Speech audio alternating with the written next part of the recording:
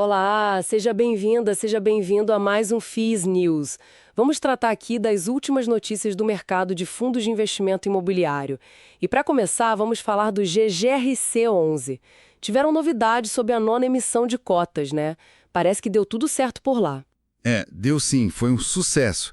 Depois do período de preferência, sabe, a demanda que veio pelas cotas que sobraram foi bem alta. Conseguiram alocar quase 29,7 milhões delas. Aí com isso, deu para exercer a opção do lote adicional. Ah, que bom.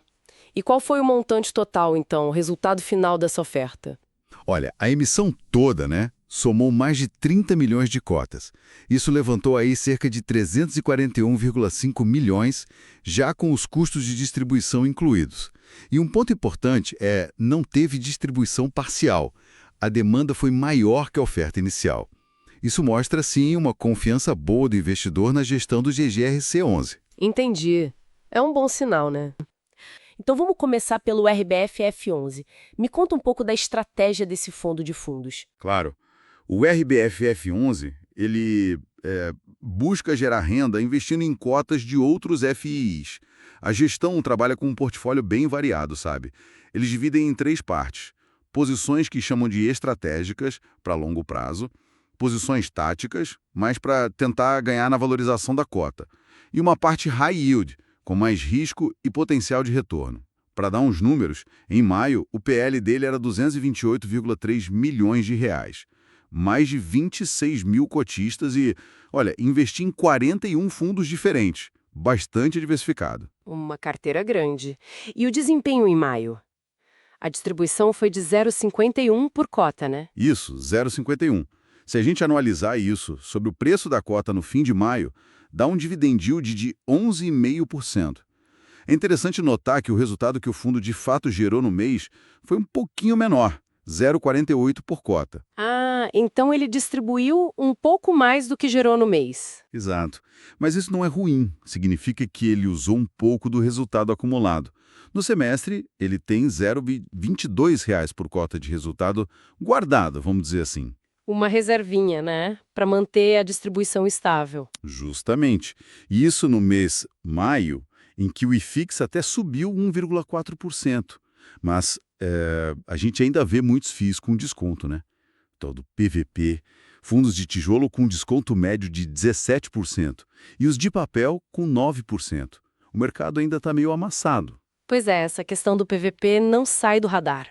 E nesse cenário, a gestão fez alguma coisa na carteira? Alguma movimentação relevante? Fez sim. Aproveitaram, né, para realizar lucro em algumas posições, venderam tudo de RBY11 e LFTT11. E o legal é que a rentabilidade dessas vendas a TIR foi maior que a do Copro e Fix do período que eles ficaram com os papéis. Ah, bom sinal, venderam bem. Sim, e também reduziram um pouco a posição em RBVA11, mas aí foi para se reenquadrar na regra, sabe? Limite de 10% do patrimônio por fundo. E olha que interessante. Com base nesses descontos que a gente falou, o da cota do RBFF11 e o das cotas dos fundos dentro dele, a gestão calcula um potencial de valorização, um upside de 41,4%. 41%? Nossa, é bastante coisa. O tal do duplo desconto trabalhando. Exatamente. Eles apostam nisso. INLG11, focado em logística. O que o relatório deles de maio trouxe de destaque? Então, o INLG11 é focado 100% em galpões logísticos e industriais. O patrimônio é maior, 452,7 milhões, e tem quase 18 mil cotistas. A ABL total, a área para alugar, é de quase 114 mil metros quadrados. E um dado que chama muita atenção em maio: a vacância física foi só 0,3%. 0,3, nossa, tá praticamente tudo alugado. Exatamente, quase 100% locado. Teve uma inadimplência de 4,6%, mas o relatório já indicou que a maior parte disso foi recuperada no mês seguinte, em junho. Que bom! Vacância baixa, sim, é um ótimo sinal. Mostra que tem demanda forte pelos imóveis deles. E a distribuição? R$ 0,78 por cota. Como isso se compara? Foi uma distribuição bem robusta, sim. Deu um dividend yield anualizado de 12,4%. E o que eu acho fascinante aqui é que esse yield está bem acima da média histórica do próprio INRG11 e também acima da média de outros FIs de logística comparáveis. O relatório trouxe uma média de 9,56% para esses pares. Bem acima mesmo. Sim, e além do rendimento, a cota na bolsa também andou bem em maio, valorizou 3%. O resultado caixa do mês foi 2,94 milhões de reais. Legal. E os imóveis em si? São muitos? Onde ficam? São 4 ativos principais, um em Contagem, em Minas Gerais, outro em Viana, no Espírito Santo, o famoso Gaiole, em Guarulhos, São Paulo, e um no Rio de Janeiro, na região de Campo Grande. Agora, vamos para uma sequência de notícias que parecem conectadas, começando pelo RVBI 11. Vi que saíram 3 fatos relevantes, um deles convoca para uma assembleia, né? Correto. Tem uma assembleia rolando, na verdade é uma consulta formal, vai até 27 de junho.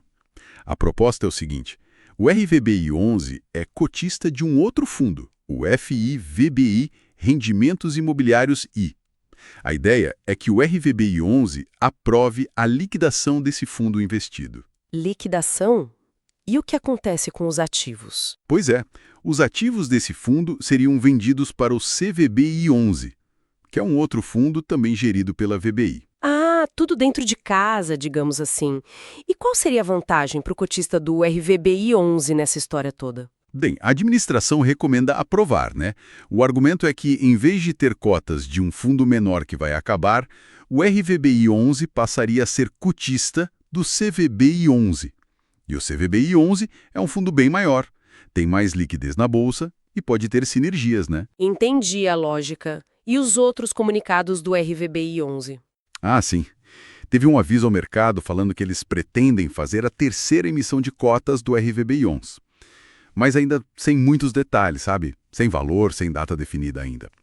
E também uma outra proposta, meio que ligada à primeira, mudar o administrador do fundo investido caso essa incorporação pelo CVBI 11 seja aprovada mesmo. Certo. E já que você mencionou o CVBI 11 tantas vezes, ele também teve novidades importantes, né? Sim, com certeza. O CVBI 11, olha, já protocolou na CVM um pedido de registro para fazer a 8ª emissão de cotas dele. 8ª emissão, e é grande. É grande, sim. É uma oferta pública, mas atenção, é só para investidores profissionais, não é para o público geral. Eles querem emitir até 10,8 milhões de novas cotas. Isso dá quanto em dinheiro? A ideia é captar aproximadamente 1 bilhão. É bastante coisa. O preço de emissão vai ser o valor patrimonial de 31 de maio, R$ 92,19 por cota, mais uma taxinha de distribuição de R$ 0,01. 1 bilhão? E já tem um cronograma para isso. Para onde vai esse dinheiro todo? Tem um cronograma estimado, sim. O período de preferência deve acontecer lá para agosto. E o dinheiro, bom, aqui está a conexão que você falou. Os recursos podem ser usados justamente para ajudar a consolidar as carteiras. Não só daquele fundo que o RVBI 11 investe, mas também, potencialmente, dos fundos BARI 11 e PLCR 11. A ideia parece ser juntar tudo isso sobre o guarda-chuva do CVBI 11, criando um fundo de CRI bem parrudo, sabe? Entendi. Uma movimentação grande no mercado, então. Muita coisa acontecendo. Bastante coisa. É preciso ficar de olho nos próximos passos. Com certeza. Bom, por hoje é isso. Agradecemos pela audiência. Deixe um like, se inscreva e ative o sininho. Deixe também o seu comentário qual notícia deste episódio mais te ajudou. Sentiu falta de alguma notícia importante? Lembrando que estamos também no Spotify e no TikTok. Até o próximo episódio. Tchau, tchau!